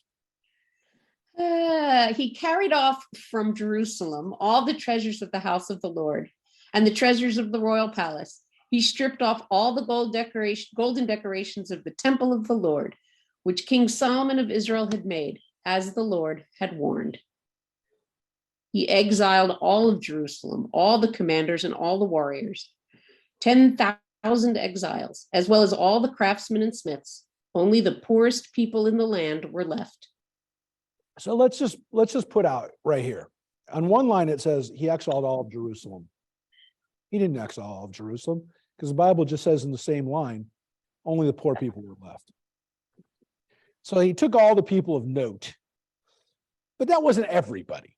So let's make it real clear. Yes, he took the wealthiest He took the most powerful, took the social influencers, he took the Kardashians. He did not take everybody. So I will tell you that let's be real, that he didn't take everybody. It also says that he took all the treasures out of the temple. Interestingly, it doesn't say he took the ark, which is why some people believe the Egyptians had already gotten to it. We don't know that for a fact, but it doesn't list it here. Now, it doesn't really list everything anyways. It says he took all the treasures out of there. And he took the stuff out of the royal palace. He took all the golden decorations. Remember, these were the decorations that Hezekiah showed, his ancestor, showed all the Babylonians, all these great, look at all these great things they have. And of course, what does Isaiah tell them? They're going to take it all. Dope. You showed them all this stuff. He's going to have it one day, or the Babylonians will have it all one day. Nebuchadnezzar's grandfather got to have that. So what did he do? He deported I read that. Yes, so he deported Jehoiakim to Babylon, and the king's mother and wives, there you go, and officers. Wives, but his mom's listed before the wives, but whatever, okay. And officers and the notables of the land were brought as exiles from Jerusalem to Babylon. All the able men, to the number of 7,000, all of them warriors trained for battle, and 1,000 craftsmen and smiths were brought to Babylon as exiles by the king of Babylon. And the king of Babylon appointed Mattaniah, Jehoiakim's uncle, king in his place, changing his name to Zedekiah. Now, you see again the idea of changing a king's name. So Zedekiah is the last king. He's the last king of Israel, or of Judah. He's the last Jewish king. And you can see right here, he's the son of Josiah. So they went back all the way to Jehoahaz's brother. So, and also Jehoiakim's brother. So there's three brothers that we know of: Mattaniah, originally Eliakim, and Jehoiakim. And again, Jehoiahaz. Those are the three sons of Josiah, all of them who get to be king at one point. None of them get to be king for very long, and none of them get to do anything other than whatever the Babylonians or the Egyptians tell them to do. But it's really, really stinks. And so this is not a good situation. So, you can see Sidkiyahu, he rules for 10 years, which is a decent amount of time because, look at, this guy ruled for about 10 years too. That's good. This guy doesn't even make it a year, and this guy doesn't even make it a year. So those, that's not bad, but it's not, again, 10 years is how long he gets to reign. And we're going to read what happens to him. It's not really good, but so he's kind of a throwback. And that's what it says. He's a throwback. He's actually Jehoiakim's uncle. So they don't make his brother a king. They make his uncle a king. So here's what happens. Well, it makes you think that the uncle was in on it and he got. Well, what's interesting is he's not very old. He's like their age. One of those kind of situations. Yeah, Josiah had a lot of wives. Some of them might have been much younger than some of the other wives. Zedekiah was 21 years old when he became king, and he reigned 11 years in Jerusalem. His mother's name was Hamutal, daughter of Jeremiah of Libnah. Yeah, so that means, by the way, we already read about Hamutal, right? Because she is also the mother of, right here. We went back up to Hamutal, right here. Where is she? There she no. Right here. Jehoahaz. So he's Jehoahaz's full brother, whereas, again, Eliakim or Jehoiakim, changes his name, has his name changed, is their brother. So interestingly, he seems like he's, they were actually the younger. Jehoahaz was younger than his older brother who becomes king after him. So here's what happens during this time. Right here, sorry. There you go. A puppet, exactly. Yeah. He did what was displeasing to the Lord, just as Jehoiakim had done. Indeed, Jerusalem and Judah were a cause of anger for the Lord, so that he cast them out of his presence. Zedekiah rebelled against the king of Babylon. Which you would think that to some extent, the writers of the Bible would say that's a good thing. We want a king who's going to be independent. No, because there is definitely a feeling by the writers, who might have again been Jeremiah or his circle, you don't mess with the Babylonians. Babylonians are here because God wants to punish us. Eat it. And that's what they basically say. This is the last chapter of the book of Kings. This is the end now, folks, to the history of the Jewish people. There is another version of it. We said again in the book of Chronicles. We've looked at a little bit at Chronicles. We'll look again, hopefully, at Chronicles when we get to it. That's the end of the whole Bible, folks. That's the end of the Tanakh for us, is the book of Chronicles. Yeah. And so the last words there are different than the last words here. The book of Chronicles here ends, or excuse me, the book of Kings here ends with the destruction of the temple by the Babylonians, by the exile of the Babylonians. The book of Chronicles, however, ends with the restoration of the people, and the Persians destroy the Babylonians and let them come home. So it goes a little bit longer, but for the most part, it does cover the same history. It goes a little bit further out. And again, the writers of this book, and again, some people call it the Deuteronomistic history, going all the way back to Deuteronomy and back through Joshua, Judges. This history is coming to an end right now, which means that their point was that this is the end of something. This is the end of the Davidic dynasty. This is the end of God's relationship with the people up to this point, because they broke the covenant. And as I shared with the Wednesday night people, there's a theory that, and we also talked about it on Tuesday, that this is actually the organizing principle of at least part of the Hebrew Bible, what we call the Deuteronomistic history, which is that the Bible is showing us that the Jews broke every one of the 10 commandments. And when they break the 10 commandments all throughout the books of the Torah, then into Joshua, Judges, Samuel, and now Kings, they break all the laws. They commit adultery. They false testimony in Kings. We read about Ahab and all the commandments that he breaks. Here what we have is the end. And this is the end. They've broken the 10 commandments, and now they can be exiled. The covenant is broken. And here's Zedekiah. And again, to some extent then, the Babylonians are only doing God's work, which is something we'll talk about later, which is that Nebuchadnezzar is not a hero. I don't want to go that far, but he's doing God's work.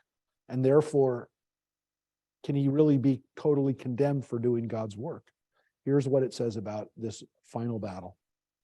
In the 9th year of his reign, on the 10th day of the 10th month, Nebuchadnezzar moved against Jerusalem with his whole army. He besieged it, and they built towers against it all around. The city continued in a state of siege until the 11th year of King Zedekiah. By the 9th day of the 4th month, the famine had become acute in the city. There was no food left for the people. This is what we read about in the book of Lamentations, which is also, according to tradition, written by Jeremiah, and based on the biblical style, is very much like the book of Jeremiah. So could have been written by Jeremiah. Folks, as I mentioned a couple weeks ago, or a week and a half ago, this is the 10th of Tammuz. Or excuse me, the 10th of Tevet, the month we're in right now. So this was the 10th of Tevet. This was, again, just days ago, we commemorated this 10th of Tevet. The 17th of Tammuz is the day that he actually broke through. And then, of course, Tisha B'Av was the day of the destruction of the temple. But this is now going through this destruction. So first was the siege. So you'll see it's a fast day. It actually was, again, just a couple of weeks ago, we commemorated this. We read it. Do we have this from the side of the Babylonians? We don't have a complete record, but we do have some references of Nebuchadnezzar's campaign. Yes. Okay. The answer is we do. It's not like the Assyrians where we have pictures, where we showed the pictures of the Assyrians, but we do know that this happened. It did not seem to be a huge part of Babylonian history, but we do know that this happened from the Babylonian side too. But the details of this are very, very very complete, including down to the days that this happened. So this happens during King Zedekiah. He's the last king. Then the wall of the city was breached. All the soldiers left the city by night through the gate between the double walls, which is near the king's garden. The Chaldeans were all around the city, and the king set out for the Arava. But the Chaldean troops pursued the king, and they overtook him in the steps of Jericho, as his entire force left him and scattered. Yeah, so there was some kind of attempt to get out of the capital. Let's flee. Let's get out. So they made a run for it. They captured the king and brought him before the king of Babylon at Riblah, and they put him on trial. They slaughtered Zedekiah's sons before his eyes. Then Zedekiah's eyes were put out. He was chained in bronze fetters, and he was brought to Babylon. Yeah, that's one of the more horrific punishments you can imagine. So the last thing you ever see is the death of your own children. That was the last thing you'll see, Zedekiah. So, yeah, that's why I say the Babylonians are hardly heroes, but they are doing, at least according to Jeremiah and some of the other prophets, or at least some of his other followers, they're doing God's work. So he's not going to be a hero. It's not the way anyone should treat anybody else, but he made sure that there would never be another revolution against him, and that Zedekiah would never see anything other than that. This is not the end, by the way, of the Jews fighting against the Babylonians. Lest you think that that we were going to sit back and continue to tolerate this. Our temple's been destroyed. Our leaders have all been exiled. Our army is in ruins, but we didn't stop. It starts to be written later on, about a couple hundred years later. But here's what it said. Yeah, here's what it says. Yeah. On the 7th day of the 5th month, that was the 19th year of King Nebuchadnezzar of Babylon, Nebuzaradan, the chief of the guards, an officer of the king of Babylon, came to Jerusalem. He burned the house of the Lord, the king's palace, and all the houses of Jerusalem. He burned down the house of every notable person. The entire Chaldean force that was with the chief of the guard tore down the walls of Jerusalem on every side. The remnant of the people that was left in the city, the defectors who had gone over to the king of Babylon, and the remnant of the population were taken into exile by Nebuzaradan, the chief of the guards. Yeah. It's terrible. I mean, what happens here is a complete destruction of Jerusalem. We read about the siege and about the destruction in the book of Lamentations. Every year at Tisha B'Av, for 2,600 years, we've read about this, and we sit with the sadness of this moment and think about what we lost. We sing from the Psalms, by the rivers of Babylon, by the waters of Babylon. There we wept. This was a moment where the Jewish people had to decide, are we going to make it through this? And it's the first time in human history that a people told the story of its exile and stayed a people. The first time in history. It never happened. Nobody ever had their country destroyed, their temple destroyed, and still decided to be a people. Now, you can say, well, that's just history. Well,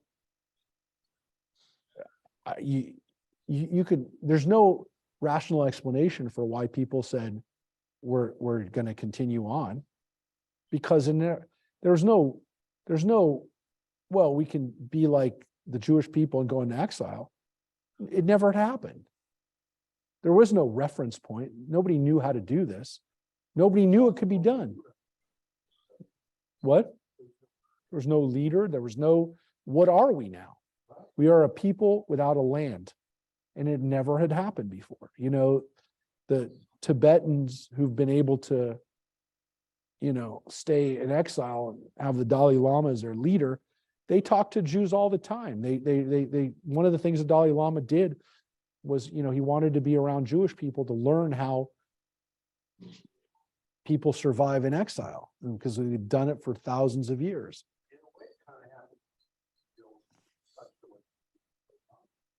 It's happened over and over again for the Jewish people, but it happened again 500 years later with the Roman destruction.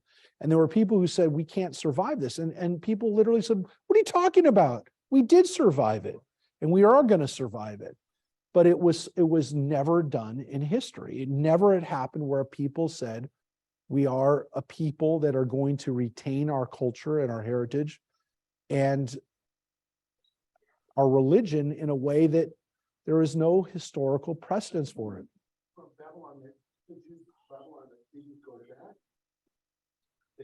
Correct. So when we get to the story of Esther and we read about Jews that are living in Persia, while there's already the group that had gone back to reestablish themselves in Israel, it means that there are people that are still considering themselves Jewish. Whatever that means, that there's a diaspora.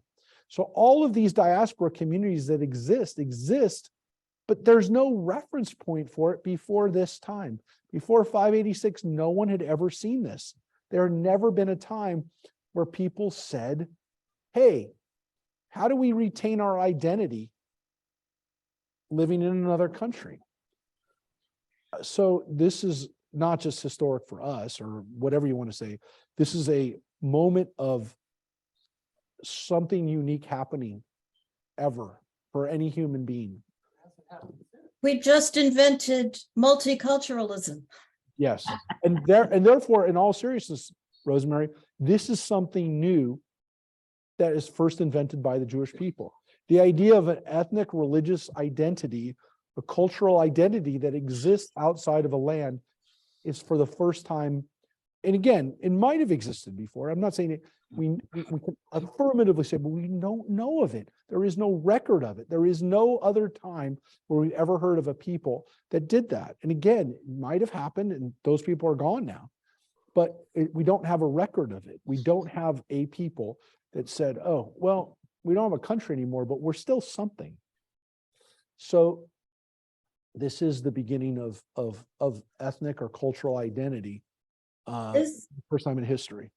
Is there archaeological evidence of this destruction in Jerusalem? Yes. So the first temple period, amazingly, we have seals from Jehoiakim. We have seals from this period. We know where some of these archaeological remnants are from the city of David. There was an article recently about the Pool of Siloam that they're excavating, that they've excavated in the city of David. They're going to open it back up for people. The Pool of Siloam exists from this period. It did exist during the time of Jesus because it talks about Jesus doing miracles at the Pool of Siloam, but it exists from this period, and it was one of those things that was destroyed by the Babylonians and then to some extent reopened by the people who returned. But right now, the people are taken into exile. And let's finish up with these last verses. But some of the poorest in the land were left by the chief of the guards to be vine dressers and field hands. The Chaldeans broke up the bronze columns of the house of the Lord, the stands and the bronze tank that was in the house of the Lord, and they carried the bronze away to Babylon. They also took all the pails, scrapers, snuffers, ladles, and all the other bronze vessels used in the service. The chief of the guards took whatever was of gold and whatever was of silver, fire pans and sprinkling bowls. The 2 columns, the 1 tank, and the stands that Solomon provided for the house of the Lord. All these objects contained bronze beyond weighing. The 1 column was 18 cubits high. It had a bronze capital above it.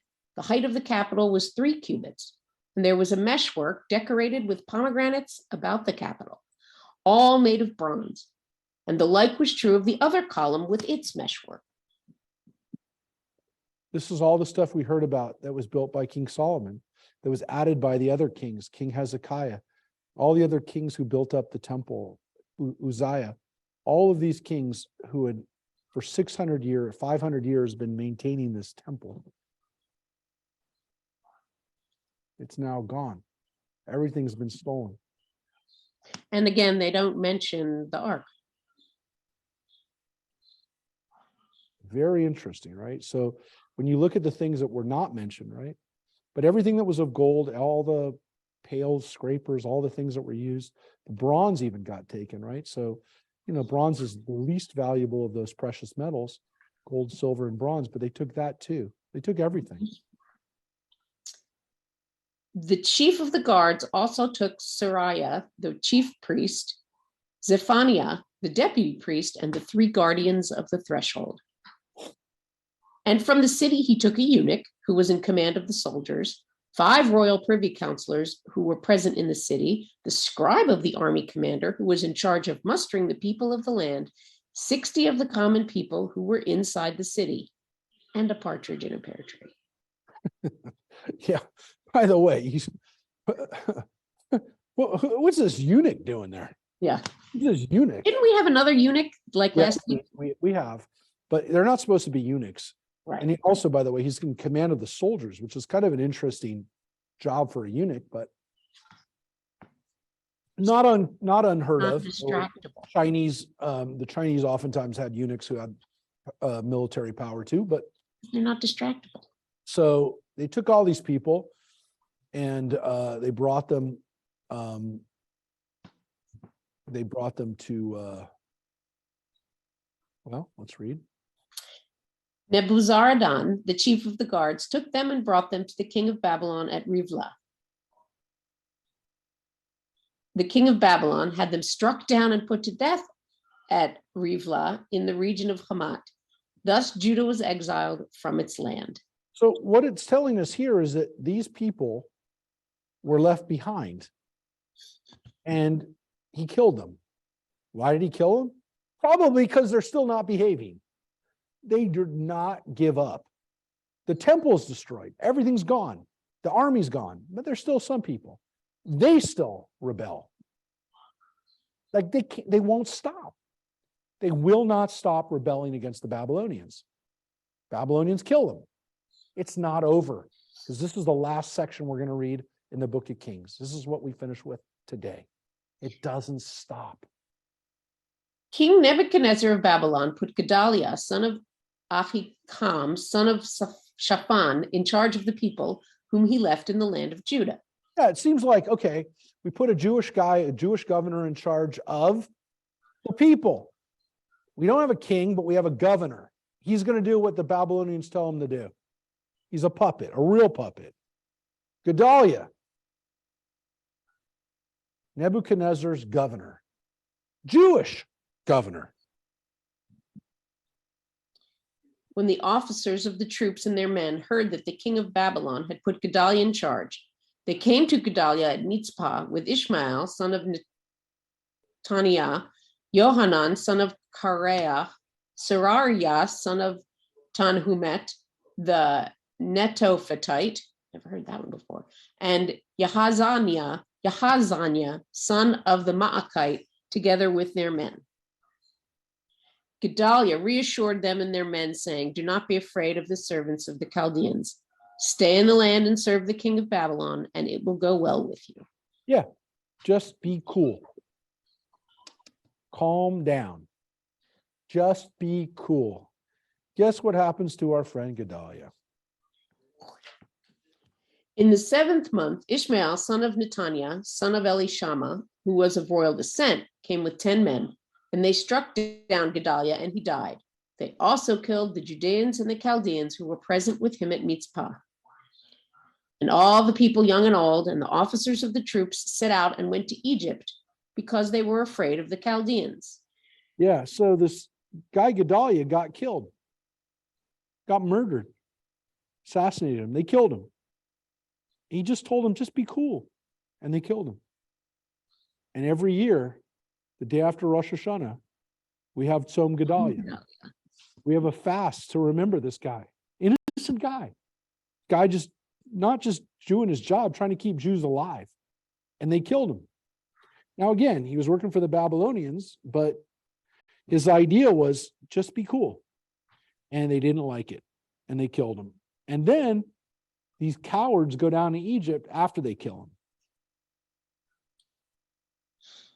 So maybe they thought the Egyptians would have their backs, whatever. It was all for nothing. They killed a nice guy, seems like a good guy. They killed him, and then they ran away. And the last words of the book of Kings. In the 37th year of the exile of King Jehoiachin of Judah, on the 27th day of the 12th month, King Evel-Merodach of Babylon, in the year he became king, took note of King Jehoiachin of Judah and released him from prison. He spoke kindly to him and gave him a throne above those of other kings who were with him in Babylon. His prison garments were removed, and Jehoiachin received regular rations by his favor for the rest of his life. A regular allotment of food was given him at the instance of the king, an allotment for each day, all the days of his life. Wow, what a beautiful end of that story. The dynasty of King David ends with a guy literally living under the protection of the king of Babylon. That is the end of King David's dynasty. A guy living at the goodwill, the good graces of the Babylonian kings. That's the end of the story. Now, it's not the end of the story because, again, the history of the Bible goes all the way to the Jews being able to come back from this. But as of right now, where the story ends, it's a story of survival, but we got to know what happens. The next part of the Bible that we're going to go into is the prophets, and kind of the other side of this, which is what the prophets were telling the people they should be doing. Their prophets that we read are the prophets who were right. They were the ones who their prophecies came true. And their words were important enough for people to keep them for thousands of years. But the history of the Jewish people, at least for some people, the people who wrote this book, goes all the way from creation to some extent to this moment. And all we know is that there's a king, a Jewish king who's still alive. You could say that there's still hope, but it's not the way the story could ever end. And so it doesn't end here. But at least where it ends here is a guy who just happens to have survived. It's the end of, well, you can think of different movies that you've seen, but to some extent, it's like the end of The Last Emperor, where Henry Puyi survives everything, and he's still alive. Like, he's kept alive. Communists don't even care that he's still alive, but he survived everything. The purges, the Japanese, he has no power, but he's alive. And there's hope, I guess. But we're going to see that there never is another Davidic king ever again. There is no king of Israel or Judah. There's no Jewish king that's related to these guys. This is the end of the dynasty. The dynasty is over. So when the Maccabees become king, they're kings who are priests. They were not supposed to be kings.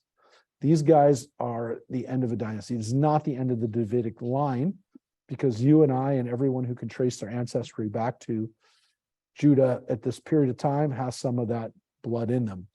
According to history, the exilarchs and the people who ruled or who governed or who worked for the Jewish community in Babylonia during the time of the Talmud, the exilarchs are descendants of King David.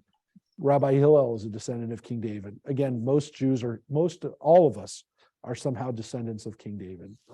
Yes. You're a Levite, but you're also guaranteed it. Moses, we're like brothers. You go all the way back to Moses. But yes, everybody who's a Jew today has some of David's blood in them. Of course, who's a Davidic descendant is very important to the Christians, which is why Jesus. I think I must be queen then, don't you think? What? I'm queen then. If I have David's blood in me, I must Definitely. be queen. But all of us who are connected to King David are part of that hope that there's going to be something in the future, and there is. It's just not a dynasty. It's a little different. It's going to be a little different from now on. So this is the end of a dynasty. Unfortunately, we live in a time today where you don't have to be king to you don't have to be part of a dynasty to be important. Everybody can be important in their own way. But we hope you stay dry, you stay healthy. And again, as we finish a book of the Bible, we say, we give thanks and praise to God, the creator of everything. And hopefully we learned a little bit from the book of Kings. I am glad that I got to be on this journey with you through Samuel and Kings, that we got to stay healthy and got to make it through it.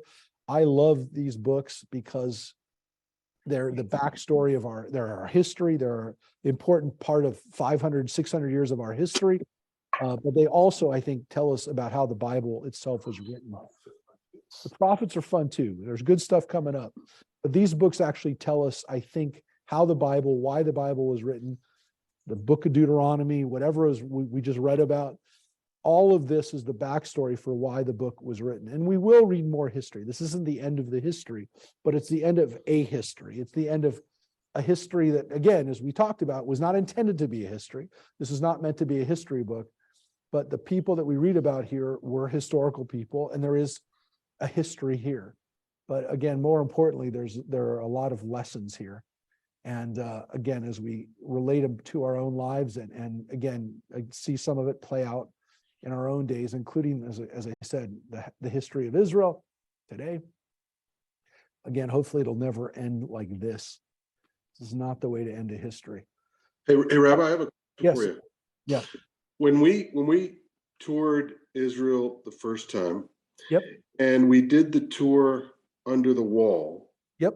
Was that the archaeological evidence No, of the so destruction? that archaeological evidence under the temple wall is from the second temple. So the wall that goes around the retaining wall, that is where you're in the tunnels underneath there, that is from the second temple period. Now, we have found evidence in those areas to the first temple, but that wall was not there from this period.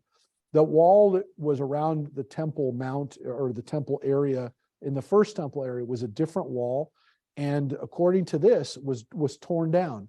And what's interesting about the temple wall that we walk under with the rabbinic tunnels, which is kind of amazing, is that wall was actually built by King Herod after the other. It was during the second temple period, but he took down the wall that existed and then rebuilt a wall himself. So technically speaking, there really was a third temple, which was King Herod's temple. That temple only lasts for a very short period of time because that's what's destroyed by the Romans. But what Herod did was such a major upgrade that we now believe, and we really do know from the archaeology, it's not a matter of belief anymore. The archaeology speaks volumes. The Talmud discusses it because, again, this is from only 2,000 years ago. It's more recent history, but from Josephus and from the Talmud, we know is King Herod really rebuilt the temple. He didn't just improve it. He rebuilt it. He took what was done by the people who returned after the Babylonian exile. About 50 years later, they rebuilt a temple. But what they rebuilt was not good enough for King Herod. He wanted the temple to be 5-star ultimate temple. And what he built was the ultimate temple. It was smaller. It was smaller than maybe the first temple precinct, though probably not, actually. What he built, according to the Romans, was the best temple in the world to any god. And King Herod did it. He built he sat back after he was done with it, and he had what he had, which was the best temple to any god anywhere. Now you can make the argument he only had to build to one god. The Romans had to build lots of temples to lots of gods, but he only had to build one temple, and maybe that was part of his thought. And I'm going to build the biggest temple, and the temple that Romans will come from other parts of the empire, they'll come to our temple and go, oh my gosh, the Jews have the best. King Herod has the best temple, and he really did. But it's so completely different than the first temple or even the second temple that we really, really effectively should call it the third temple. But because it wasn't destroyed, it wasn't rebuilt, from nothing, we call it the Second Temple period still. But unfortunately, again, that temple only lasts about 60 years, 70 years. That was one built, destroyed by the Romans, but that was really built from scratch by King Herod. And that's why, again, what we know from archaeology and when you walk into those tunnels, when you see what King Herod did, it is not just impressive. It's maybe not on the level of pyramids level, but construction, but it's pretty darn close. It's definitely something where you got to sit back and go, this guy was amazing. He was also a bloodthirsty tyrant who killed anyone who looked at him funny, including his own kids. But he was a great builder of a level that, again, Israel never had. And yeah, we'll see those things again when we go back to Israel. All right, Great. everybody. Thank you. Stay dry, stay safe, don't drive out, but we will be tomorrow night in person, God willing, if we're not washed away. But yes, the temple held up very well in the rain. Take care, everybody. Bye-bye. Bye-bye. Thanks, Rosemary. Thanks, Judith. Oh yeah, it was Judith today. Judith, you read. Yeah, thank Oh, Judith. thank you, Judith. I didn't do anything. Calling in for Rosemary. Bye-bye. Bye-bye.